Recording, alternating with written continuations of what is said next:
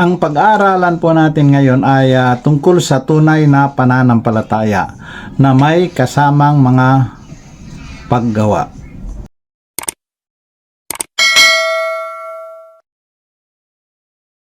Isa po siyang born again ng Sapang Palay, Bulacan, si Brother Boy Tingson. Brother Eli, ito na po ang tanong po ni Brother Boy.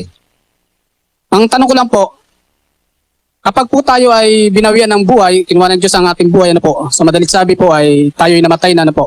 Ano po ang makapagliligtas sa atin?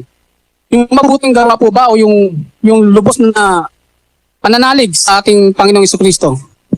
Magkasama yun, kapatid. Yung pananampalataya kasi na sinasabi ng Kristo, hindi pananampalataya na nakahiwalay sa gawa.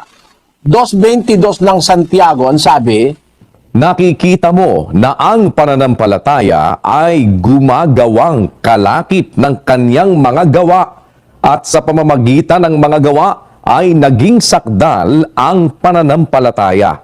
maliwanag yon. Ang pananampalataya gumagawa kalakip ng kanyang mga gawa. May kautusan ang pananampalataya. May gawang kalakip ang pananampalataya kay Kristo.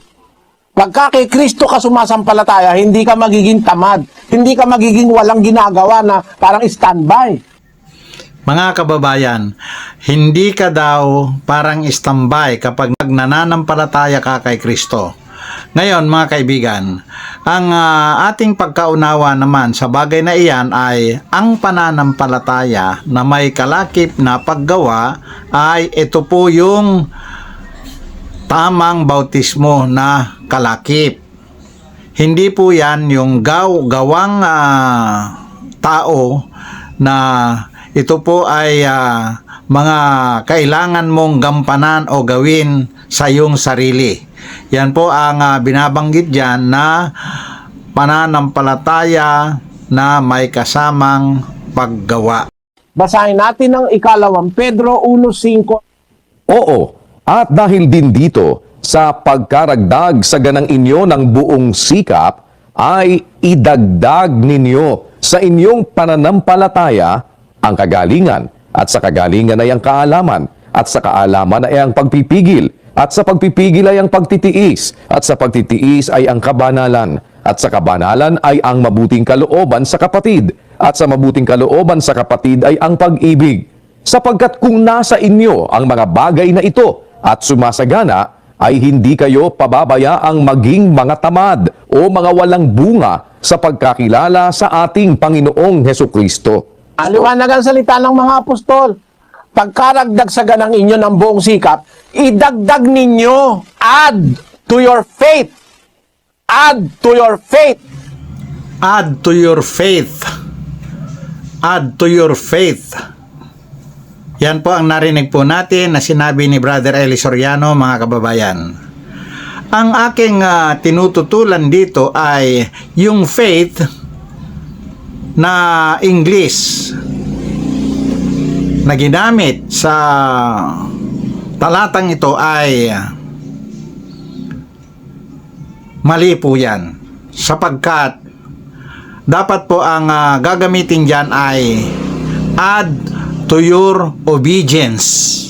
Yan po dapat ang gagamitin dyan, mga kababayan, sapagkat ang pananampalataya na Tagalog ay ang katumbas sa English niya na dapat salin ay obedience. Yan po ang tinututulan natin dito sa aral ni Brother Eli Soriano na ginagamit po niya yung faith na yan po ay ating tinututulan sapagkat ang faith ay hindi po yan pananampalataya. At saka isa pa po na dapat unawain po natin, faith at saka yung mga gagawin mo ay magkaiba po yan. Dahil ang faith, pag tinagalog po yan ay paniniwala. Katotohanang paniniwala lamang po yan. Kaya napakarami pong English-speaking people na gumagamit ng English version ng Bible na iyan po ay ligaw.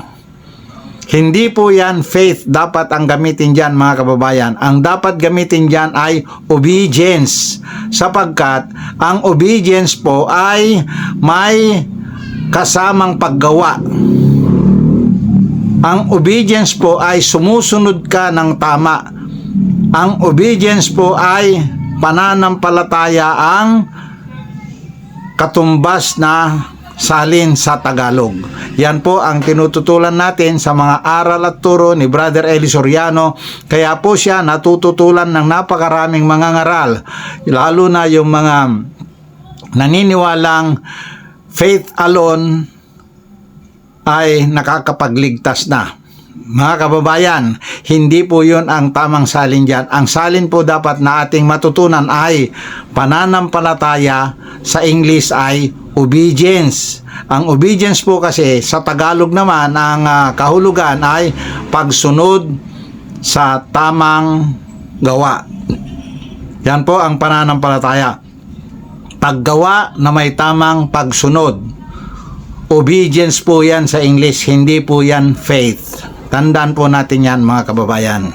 Virtue, and to virtue, knowledge, and to knowledge, temperance, and to temperance, patience, and to patience, godliness, and to godliness, brotherly kindness, and to brotherly kindness, charity. For if these things be in you and abound, they make you that you shall neither be barren or unfruitful in the knowledge of the Lord Jesus Christ. Idadagdag sa pananampalataya yung mga mahahalagang bagay na yon.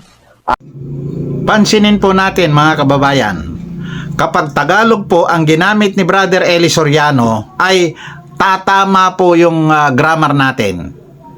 Idaragdag sa pananampalataya. Tatama po yan sapagkat yung pananampalatayang salita pa lamang, nandyan na po yung tamang bautismo. Yan po yung gift of God. Yan po yung biyaya. Yan po yung regalo. Kalagip po yan sa salitang pananampalataya sapagkat ang pananampalataya ay pagsunod na may tamang paggawa. Ano po yung susundin, mga kaibigan? Yan po yung tamang bautismo na aking sinasabi ngayon. Bakit ko po sinasabi ito ngayon, mga kababayan? Yan lang po ang gawa na may matatanggap kang kaligtasan mula sa Diyos Ama. Bautismo. Hindi lang po basta bautismo yan, mga kaibigan. Kailangan po na tamang bautismo. Yan po yung bautismo na ibinubuhos na tubig sa kamay at sa ulo ng binabautismuhan. Yan po ay sa pamamagitan ng malinis at malamig na tubig. Ang bautismo po kasi na bautismong lubog sa tubig ay tiyak yung tubig na paglulubugan ay marumi. Lahat po yan, mga kababayan. Alam ng ating Panginoong Diyos na marumi kapag inilulubog. Kaya yan ay bautismo tungo sa kamatayan. Nakasulat din po yan sa Roma 6:4. Kaya mga kababayan, mag-isip-isip na po tayo na kailangan po kayong magbautismo ng tamang bautismo. Kaya po sinabi ni Apostol Pedro sa Aklat ng Mga Gawa 2:38, mangagsisi kayo at magbautismo. Ayan po ang kanyang sinabi, mga kababayan. Atin pong babasahin ang Aklat ng Mga Gawa 2:38. At sinabi sa kanila ni Pedro, mangagsisi kayo at mangagbautismo ang bawat isa sa inyo sa pangalan ni Hesukristo sa ikapagpapatawad ng inyong mga kasalanan at tatanggapin ninyo ang kaloob na Espiritu Santo. Yan po, mga kababayan.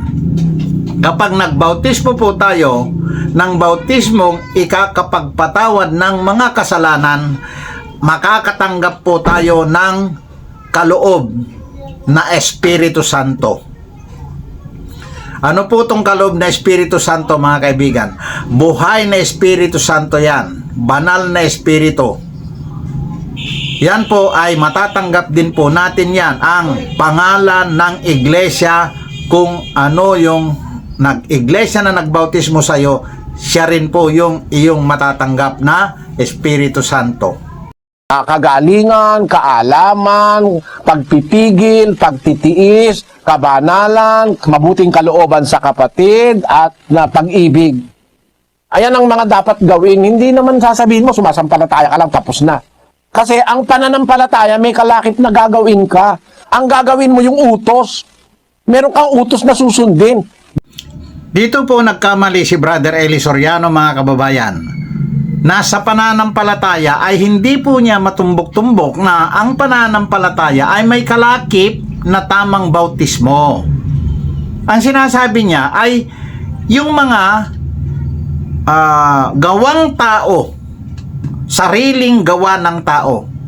Mali po, mga kaibigan. Ang pananampalataya po na sinasabi ng Biblia ay may kalakip dyan na tamang bautismo. Yan po ang pananampalataya. Ngayon, si Brother Eli Soriano, isinisiksik niya yung mga gawa ng tao. Mali po yan. Kokontrahin yan ng Efeso 2:8-9 Gs. Basahin po natin ang Efeso 2:8-9 Gs. Ganito po ang ating mababasa sa Efeso. Sapagkat sa biyaya kayo nangaligtas sa pamamagitan ng pananampalataya. Iyan na po, kalakip na po dyan. Yung pananampalataya dyan ay kasama na po dyan yung tamang bautismo. At ito'y hindi sa inyong sarili. Ito'y kaloob ng Diyos. Yan na po yun, mga kaibigan.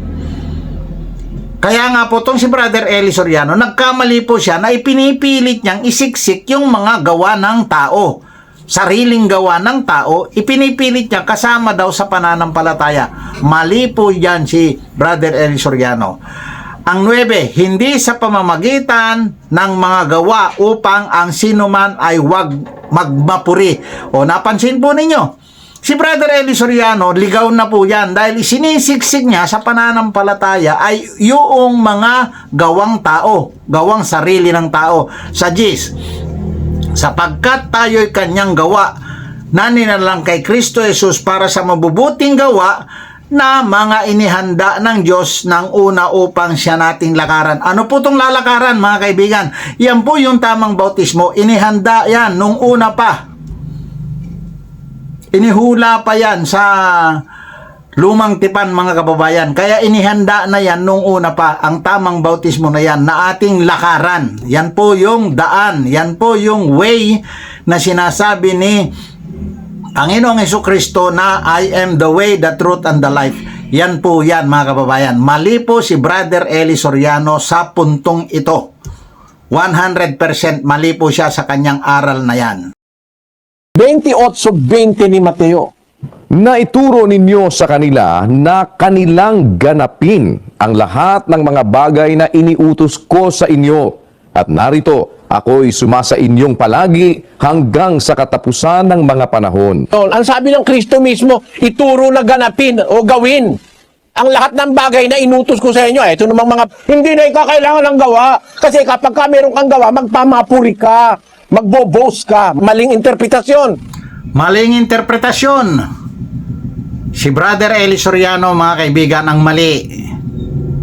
Magbubos po ang tao kapag ka yung mga gawa na ipinipilit ni Brother Eli Soriano, ang pagawa sa tao ay ang mga tao niyan ay ididigan nila yung kanilang mga gawa upang sila ay maligtas. Mali po yan, mga kaibigan, sapagkat ang gawa na sinasabi diyan nakalakip dun sa pananampalataya na sinasabi diyan ay ang tamang bautismo. Gawa po yan ng Diyos, mga kaibigan. Mali rin naman yung mga ibang sekta ng relihiyon na hindi rin nila alam ang tamang bautismo na siyang kalakip sa mga pananampalataya na yan. Sa pananampalataya na yan, nakalakip ang tamang bautismo. Hindi rin po alam ng mga ibang sekta ng mga born again, ibang sekta ng katulad ng mga ibang malalaking religions, mga kaibigan. Hindi nila alam ang tamang bautismo na yan. Kaya inilalaban nila sa stand naman ni Brother Eli Soriano na kailangan daw may mga kalakip na gawa.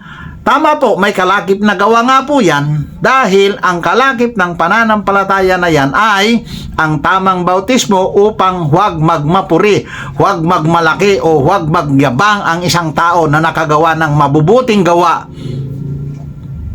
Nang sa ganon ay masasabi nila na kapag nakagawa sila ng mga mabubuting mga gawa na yan, ay masasabi nila na sila daw ay ligtas. Kaya po, lahat po kayo dyan sa MCGI na yan, nailigaw na po kayo ng mga turo at aral ni Brother Eli Soriano tungkol sa bagay ng kaligtasan na yan, mga kaibigan. Bakit? Basahin natin yung 2:8 ng Efeso. Sapagkat sa biyaya, kayo'y nangaligtas sa pamamagitan ng pananampalataya. At ito'y hindi sa inyong sarili. Ito'y kaloob ng Diyos. Hindi sa pamamagitan ng mga gawa, upang ang sino man ay huwag magmapuri. Sila nagkakamali. Dito sila nagkakamali, sabi ni Brother Eli Soriano, mga kaibigan. Si Brother Eli Soriano ang dito nagkakamali sapagkat ipinipilit niya na kailangan daw ang mga gawa upang maligtas. Unawain po ninyo ang talata, unawain po ninyong mabuti ang talata, mga kaibigan. Ang sinasabi po ng talata ay hindi ayon sa mga gawa ng tao maliligtas. Tandaan po ninyo yan. Basahin po natin ang Efeso 2:8. Sapagkat sa biyaya kayo nangaligtas. Yan po, biyaya, regalo. Regalo po yan. Ngayon, mga kaibigan, sa pamamagitan ng pananampalataya. At ito'y hindi sa inyong sarili, ito'y kaloob ng Diyos. Yan po, kung bakit regalo, kaloob po yan, hindi ayon sa mga gawa ng mga tao. Tandaan po natin yan, mga kaibigan. Hindi sa pamamagitan ng mga gawa upang ang sino man ay huwag magmapuri. Bakit ipipilit ni Brother Eli Soriano na kailangan ang mga gawa para maligtas? Hindi po niya naunawaan, mga kaibigan. Hindi po ibinigay kay Brother Eli Soriano ang unawa tungkol sa pananampalataya na may kalakip na gawa. Ang kalakip po ng pananampalataya na gawa ay ang tamang bautismo. Yun pong mga gawa na gawa ng mga tao, sariling gawa nila, ay yan po ay idinaragdag na lang po yan. Nang sa ganon, mamuhay ng maayos ang isang tao. Kapag tumanggap ka po kasi ng tamang bautismo, kailangan daragdagan mo ng mga bubuting gawa. Separate po yan, hiwalay po yan sa tamang bautismo. Ang tamang bautismo ay gawa mula sa Diyos na dumaan kay Panginoong Hesukristo, na iyan naman ang kailangan natin sampalatayanan. Yung gawa na yun mula sa Diyos Ama, yun ang dapat nating sampalatayanan. Nang makapanampalataya tayo sa tamang bautismo na yan, ay tayo nga ay magkakaroon ng pag-asang maging mga anak ng Diyos. Yan po ang katotohanan, mga kababayan. Kaya ngayon, mag-isip-isip na po kayo, mga kaibigan. Ang turo ni Brother Eli Soriano na iyan, mula nung simula pa na sinasaliksik ko yan, pinag-aralan ko yan hanggang sa masumpungan ko ang tamang kahulugan ng pananampalataya na yan, mga kaibigan. Hindi ka sa pamagitan ng gawa. Pananampalataya lang upang ang sino man wag magmapuri. Ang tanong, hindi sa pamagitan ng gawa. Ay, anong gawa?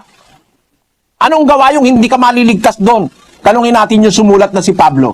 Pablo, ano sabi mo? Hindi sa pamagitan ng gawa. Ano ba yung gawa na sinasabi mo na yan na hindi sa pamamagitan niyang kami maliligtas? Basahin natin ng Tito 3:5, sabi ni Pablo. Na hindi dahil sa mga gawa sa katwiran na ginawa nating sarili. Kung gawa mong sariling katwiran mo. Sabi ni Pablo, hindi dahil sa gawa sa katwiran na ginawa nating sarili. Meron kasing sariling gawa ang tao eh. Pero pagka ang gagawin mo, yung ipinapagawa ng Diyos, iba yon. Iba yon. Iba yun! Iba yun! Ang tapang ni Brother Eli Soriano kung makasigaw, mga kaibigan. Diyan tayo namamangha sa kanya. Magaling manalita, maiinam na talumpati. Yan po ang nakalagay po sa Biblia, sa Roma 16:18 yan, mga kaibigan. Ngayon, alam naman po niya na iba yung pinagagawa ng Diyos. Alam niya, hindi po yung mga gawa na gagawin ng tao. Bakit idinidebate pa niya na yung mga gawa ng mga tao, ayan yung kalakip sa pananampalataya. Maling-mali, 100% na mali ang Brother Eli Soriano na yan, mga kababayan. Iba yun! Iba yun! Iba ang pinagagawa ng Diyos na dapat mong gawin. Yan ang kalakip ng pananampalataya. Grabe makasigaw si Brother Eli Soriano, pero namutawi po ba sa kanyang bibig ang tamang bautismo na pinagagawa ng ating Panginoong Diyos, na iniuutos din ng ating Panginoong Jesucristo sa mga tao, sa mga alagad? Tamang bautismo po yan, mga kaibigan. Ang kaso nga lang, hanggang sa nakamatayan na ni Brother Eli Soriano ay hindi niya nabanggit na ang kasama ng pananampalatayang kalakip na ipinagagawa ng Diyos sa mga tao ay ang tamang bautismo na yan, mga kababayan. Tandaan po ninyo yan, mga kababayan. Nailigaw po kayo ni Brother Eli Soriano sapagkat nauna nang gumawa siya ng maling pagbabautismo na lubog sa tubig, kaya hindi napapasok sa kanyang utak ang pagbabago tungkol sa tamang bautismo na iyan. 2:12 ng Pilipos.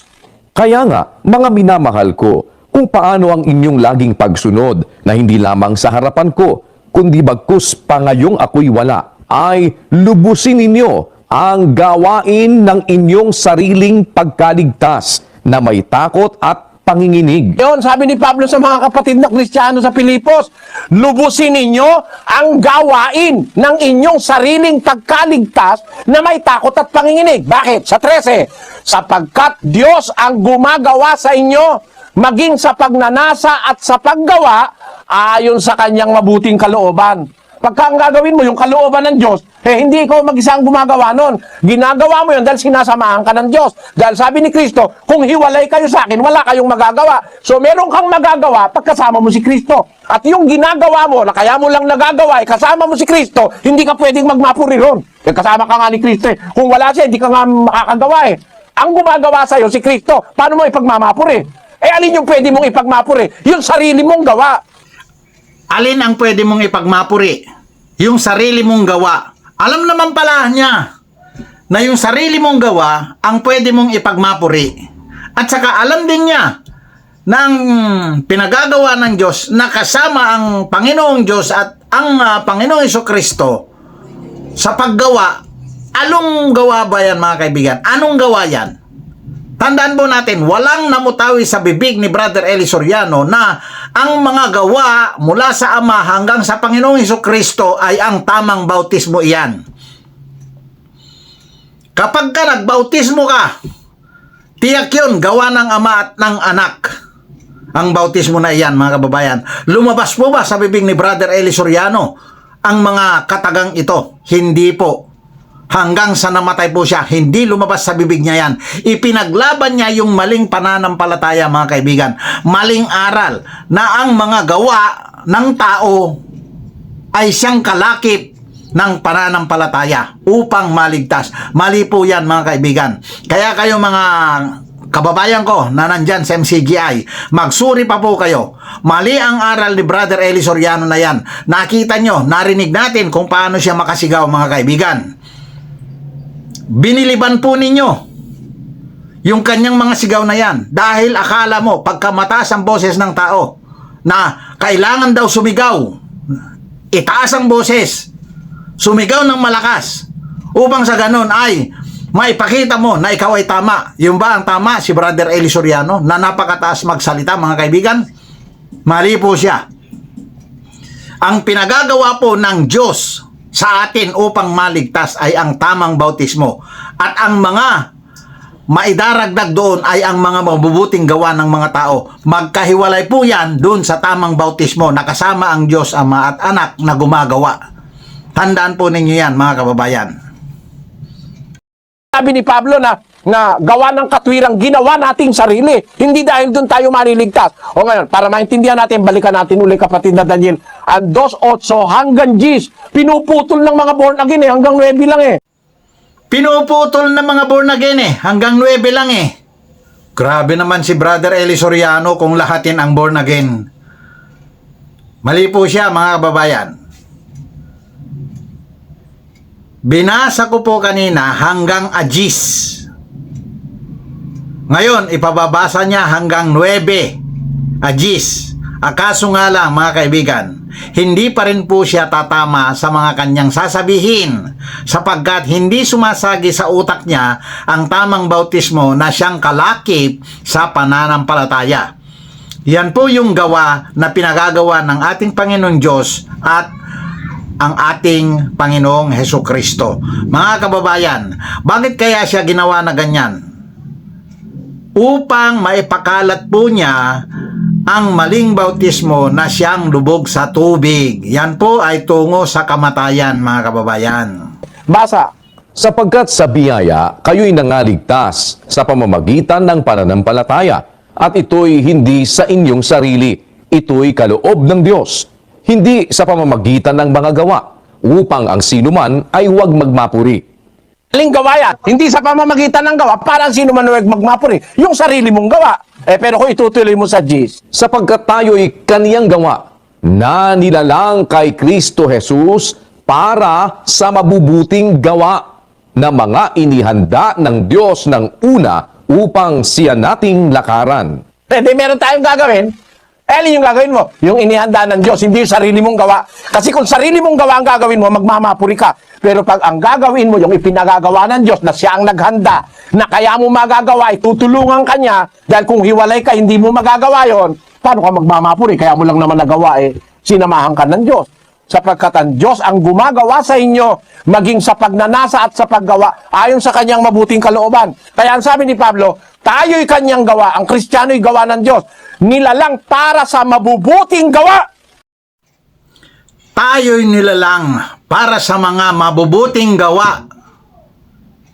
Tama po, mga kaibigan. Nilalang ang tao para sa mga mabubuting gawa. Subalit, yung unang porsyon ng kanyang sinasabi sa segment ng video na ito, mga kaibigan, ay paggawa ng Diyos, paggawa ng Panginoon Hesukristo. Yan po ang pinagagawa sa atin. Siya po ay kasama sa paggawa. Alin po ba ang mga gawa na kasama ang Diyos at Panginoon Hesukristo sa paggawa? Yan po ang tamang bautismo, mga kaibigan. Kaya itong sigaw ng sigaw na Brother Eli Soriano, hindi ibinigay sa kanya ang pagkaunawa tungkol sa tamang bautismo sapagkat ginawa na po niya, pagtatag ng samahang MCGI na yan, ay ginawa na niya ang pagbabautismo ng maling bautismo. Kaya ang Panginoon Diyos, kitang-kita ng Panginoon Diyos ang gawa ni Brother Eli Soriano na yan. Kaya, hindi na ibinigay sa kanya yung kabila na tamang bautismo. Forever na lang po siya na gumagawa ng kamaliang bautismo na yan, mga kaibigan. Tandaan po ninyo, bakit kaya ganun ang ginawa ni Brother Eli Soriano? Tama po yung kapanganakan, kapanahunan ng kapanganakan niya na nung siya'y papalaki na magbibinata na, nakapag-aral na siya ng mga aklat sa Biblia. Pagkatapos, mga kaibigan, nung nagtuturo na siya, sinalubong siya ng paglabas ng internet. Siya po ang natama sa timing ng pagkapanganak. Ay lumalabas na ang kaalaman ay malago. Malago na ang kaalaman nung lumabas ang internet, mga kababayan. Ngayon, sa pamamagitan ng internet hanggang sa YouTube na yan, ay nagpakalat siya ng maling bautismo. Siya po ang tinatawag sa ikalawang Tesalonica, Kapitulo 2, 1 hanggang 4. Mga kababayan, basahin nyo na lang po dyan. Saliksikin po ninyo. Nangyari po sa kanya yan. Siya po ang katuparan ng mga talata na iyan. Sapagkat pagkatapos niya, lumabas naman ang aral tungkol sa tamang bautismo na siya na ngayon ang daladala ng Church of God Born Again Christians. Tandaan po ninyo yan, mga kaibigan. Dito po nagsimula sa Pilipinas ang samahang Church of God Born Again Christians na kung saan kalakip dyan ang tamang bautismo na ipinapangaral ko ngayon. Kaya nung nakadiskusyon ko yung pastor ng Baptist, sabi ko, talaga bang hindi na kailangan gumawa ng mabuti para maligtas? O ikaw, pananampalataya lang. Ganon. Ang susunod kong tanong, kayo ba nag-iika po? Sabi ko, oo raw. Mabuting gawa ba ang ika po? Oo raw. Hindi na kami mag-iika po. Hindi na pa kailangan gumawa ng mabuti ba't pag hindi nag-iika po, miyembro mo, sasabihin mo, ninanakawan ng Diyos. Tinatakot mong maiimpyerno. Kung mabuti yung ika po, sabi mo, ba't tinatakot mo yung miyembro mo pag hindi nag-ika po? Sasabihin mo, maiimpyerno. Dapat palang gawin ng miyembro mo ganito. Ako'y sumasampalataya sa ika po, pero hindi ko nagagawin. Wala siya ng pera, kaya hindi siya conforme. Hindi na raw kailangan lang gawa. Tanungin mo si Pablo, siya nagsabi nun Aling gawa yung hindi kailangan? Alin yun? Yung gawa mong sarili. Pero yung gawa ng pananampalataya na inilakip ng Diyos sa pagsampalataya, hindi pwedeng wala yun. Kasi yung pananampalataya na may kasamang gawa, yun ang ikaliligtas ng tao. Hindi pananampalataya lang na wala namang gawa. Yung pananampalataya lang na may kasamang gawa, doon tayo maliligtas, mga kababayan. Subalit, sinasabi ko na nga po, inuulit ko po ito, na si Brother Eli Soriano ay hindi niya naunawaan na ang pananampalatayang may gawa ay ang gawa na yan, nakalakip dyan ay ang tamang bautismo. Kapag ipipilit po niya na yung gawang sarili ng tao, maliwanag po ang kanyang pinapaliwanag dyan, na may gawa ang sarili ang tao. Meron naman gawa na gawa ng Diyos kasama ang tao. O ang tao gumagawa kasama ang Panginoon Jesucristo kasama ang Diyos. Yan po yung tamang bautismo. Hindi po yan sariling gawa. Nakalagay po yan sa Ephesians 2:8, sapagkat sa biyaya kayo ay nangaligtas sa pamamagitan ng pananampalataya. Yung pananampalataya po na yan ay kasama yung gawa na tamang bautismo nga. Sapagkat yung gawa ng tao ay sarili niyang gawa yun, mga kaibigan. Yung kabutihan, lahat ng pagsunod na nakasulat sa Biblia na yan, lahat ng sinusunod na mga tama na iniuutos ng ating Panginoon Jesucristo, gawa ng tao na yan. Hindi kasama ang Diyos at anak na ang Panginoon Jesucristo. Hindi nakasama doon. Kung saan lamang sila magiging kasama ay ang pagbabautismo, mga kaibigan. Bakit? Nakalagay po yan dyan sa Biblia na gumagawa ang pagbabautismo ay ginagawa ng isang bautismador. Kalakip dyan yung paggawa ng ama at anak. Yan po yan, mga kaibigan. Kaya ang pananampalataya, ang tamang kahulugan niyan, ang pananampalataya ay paggawa na may tamang pagsunod. Yan po ang kahulugan ng pananampalataya. Paggawa na may tamang pagsunod, yan po ang pananampalataya na kalakip ang mga gawa. Ang mga gawa na kalakip ay ang tamang bautismo. Hindi po yan gawang pangsarili ng mga tao. Tandaan po ninyo yan. Nagkamali dyan si Brother Eli Soriano, mga kababayan. Basahin natin ng Santiago Kapitulo 2. Ganito ang sinasabi sa versikulo 26. Sapagkat kung paanong ang katawan na walang espiritu ay patay, ay gayon din ang pananampalataya na hiwalay sa gawa ay patay. Ang pananampalatayang hiwalay sa gawa ay patay. Paano ka maliligtas niyan? Patay ang pananampalataya mo. It's tantamount to saying wala kang pananampalataya kasi patay Pag patay, wala Kaya ang masasabi ko po, kapatid na boy, ang makakapagligtas sa atin yung pananampalataya na may gawa. Alam po niya, mga kababayan, na pananampalataya na may kasamang gawa. Yan po ay tamang bautismo. Yung gawa na yan. Yun pong ipinipilit niya na tanggapin ng makikinig sa kanya ay yung mga personal na gawa ng tao, pangsariling gawa ng tao. Yun ang ipinipilit niyang kasama daw dyan. Mali si Brother Eli Soriano dyan, mga kababayan. 100% mali siya dyan. Ipinipilit po niya na yun daw mga gawa ng tao ay siya yung kasama o kalakip sa pananampalataya. Mali po yan. Ang pananampalataya po na tama ay manampalataya ka sa tamang bautismo. Yun po ang sinasabi dyan. Manampalataya ka sa tamang bautismo. Ang gawa dyan ay ang bautismo. Yun po yung maliwanag na gagawin ng isang tao upang makapanampalataya ng tama.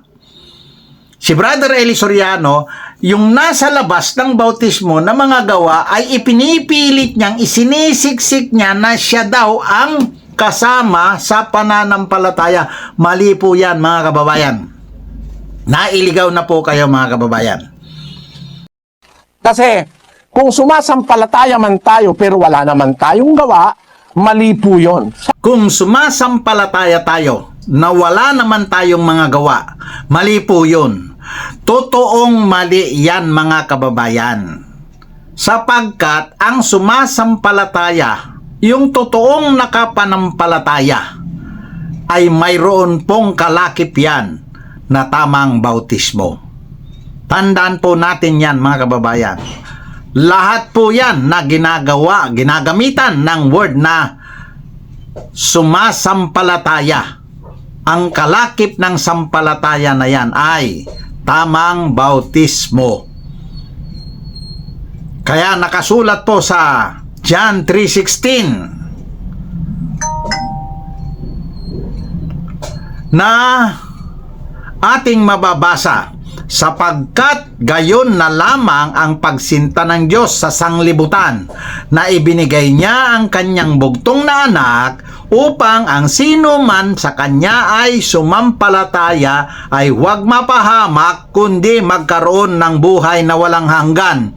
Bukod tanging tamang bautismo ang paraan upang magkaroon ng buhay na walang hanggan. Ginamit po dito ang sumampalataya ay huwag mapahamak. Mga kaibigan, dito na po nagkamali si Brother Eli Soriano sa kanyang mga sinasabi na sa pamamagitan ng mga gawa ng tao ay maliligtas. Mali po yan. Yung mga binanggit niya na mga gawang pansarili ng tao, mali po yan, mga kababayan.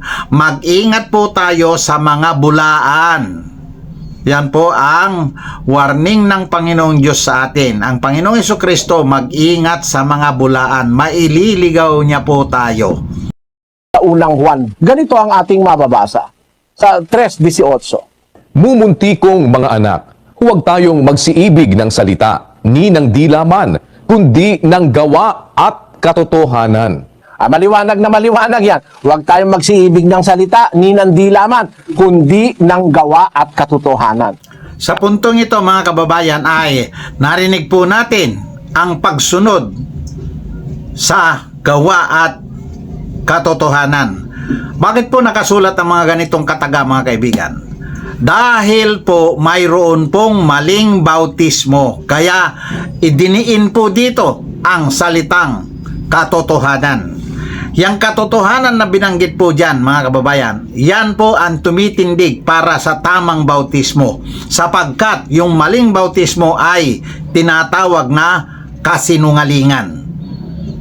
Tandaan po natin yan, mga kababayan. Kapag yung katotohanan na sinasabi na yan, yan po yung sinabi ng ating Panginoong Hesukristo doon sa talatang I am the way, the truth, and the life.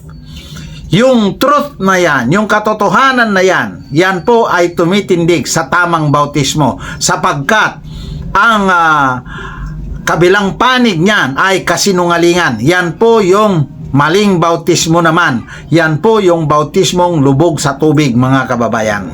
Tandaan po ninyo yan.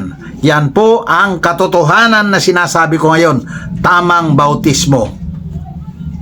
Ang pagsunod sa Diyos, may gawain, kapatid. May gagawin ka. Iibigin mo ang kapwa mo. Pagka nagugutom ang kaaway mo, papakanin mo. Pag nauuaw, paiinumin mo. Hindi ba gawain yun? Yung asawa mo, mamahalin mo. Hindi ba gawain yun?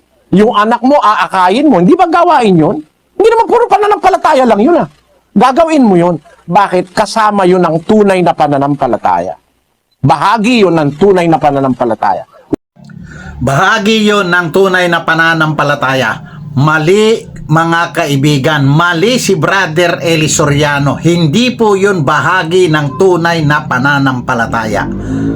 Sapagkat maaring magmapuri o magyabang ang tao kapag gumawa siya ng mga ganyang mga gawa at pwede niyang idiga yon para sa kanyang kaligtasan. Kaya napakalaking kasinungalingan po ang aral na yan, mga kaibigan. Ang pananampalataya na binabanggit sa Biblia, ang mga gawa dito nakalakip ay ang tamang bautismo. Gawa ng ating Panginoong Diyos at ang ating Panginoong Hesukristo yan, mga kababayan. Kaya itong si Brother Eli Soriano, mababawi pa ba niya ang mga aral na naituro niya na kahit mali? Kaya kayo dyan, mga kababayan ko, mag-isip-isip na po kayo dahil nakatanggap kayo ng maling bautismo. Ang bautismong lubog sa tubig ay tungo sa ikalawang kamatayan iyan. Ulitin ko ang 2.22 ng Santiago, nakikita mo ang pananampalataya ay gumagawa kalakip ng kanyang mga gawa at sa pamamagitan ng mga gawa ay naging sakdal ang pananampalataya. Perfect faith is a faith with works. Not only faith, but it must be with works. What works? It is the work of faith that was preordained by God even before our creation. Kaya yun ang po ang sagot ko sa kapatid na Boy, sana naunawaan niyo. Maraming salamat po, Brother Eli. Tapos na po ang pagpapaliwanag ni Brother Eli Soriano, mga kaibigan, at tinanong pa niya, sinabihan pa niya ang nagtanong na sana naunawaan mo. At sumagot din naman, kaibigan, ang nagtanong. Nagpasalamat po siya. Katotohanan po, may nailigaw na namang isa. Sapagkat, kapag wala kang muwang sa Biblia at marinig mo yung mga ganong kagaganda na mga pananalita, matataas, nakakabilib, at wala naman kumukontra sa mga maling itinuturo ni Brother Eli Soriano, lahat ay maniniwala sa mali na itinuturo niya. Ngayon, mga kababayan, noong aking suriin lahat ng mga bagay na yan, nakita ko ang mga maling turo ni Brother Eli Soriano. Pero kung yan lang ang video na mapapanood mo at hindi ka na magsasaliksik, kababayan, nailigaw ka na niyan. Sapagkat ang pananampalataya po ay may kalakip na gawa na siya yung tamang bautismo. Ngayon, dyan sa MCGI na yan, mali ang bautismo dyan. Kaya kung magpapatuloy po kayo dyan, wala na kayong paraan para mabawi po yan. Tandaan po ninyo, sinabi po ni Brother Eli Soriano noong siya ay nabubuhay pa, na kapag nakasumpong ka ng mabuti, ay gawin mo agad. Huwag ka nang magpatumpik-tumpik.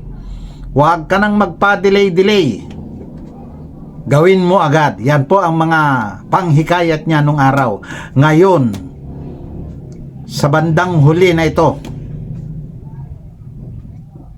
nakita na natin ang mga maling turo ni Brother Eli Soriano. Tayo po ay hanggang dito na lamang po muna at tayo po ay magpapasalamat sa ating Panginoong Diyos Ama at sa Panginoong Hesukristo